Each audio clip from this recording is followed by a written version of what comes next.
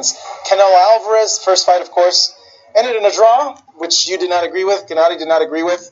A lot of back and forth between you guys and Canelo's camp. It seems that Canelo is very motivated.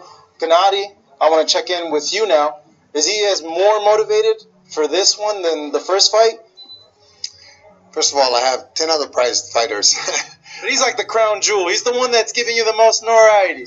All of them are. I have one fighting tonight. All of them are my crown jewels because their careers are very important than them. But no, it's another fight. He had 350 amateur fights, fought all over the world. He has had close to 40 professional fights. It's just another fight. It's just another fight against a guy that he's already faced, and actually it's probably the first rematch we've had in his career. I want to say that. If you look at his record, I never thought about that, but that's his first rematch. So it's a fight against a guy that he knows well. A fight. The first fight didn't go as planned for the fans, but hopefully this fight is a lot better. There's no different kind of motivation. It's a motivation just to win and to try to knock somebody out. That's how my guys fight.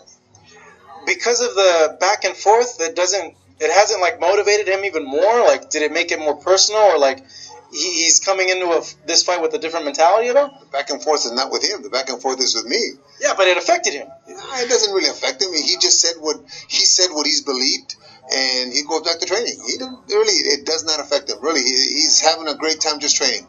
But he felt he was wronged in the first fight. He wasn't happy with the decision, so he doesn't have like that rancor from that first one. No, this is a business. This is a sport.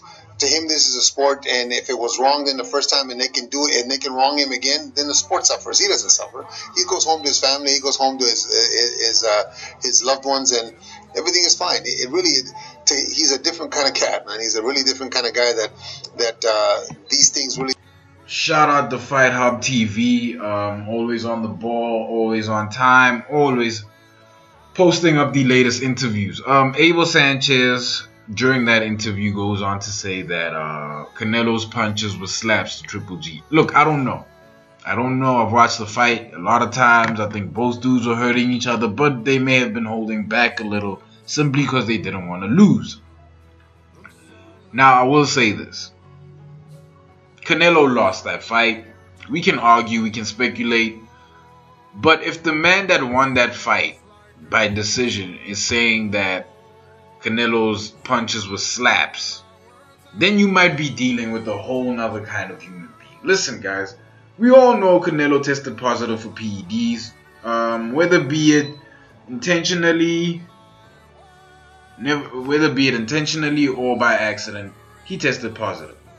Now, it happened under the tutelage of Oscar De La Hoya / Golden Boy. He did all of this under Golden Boy, right?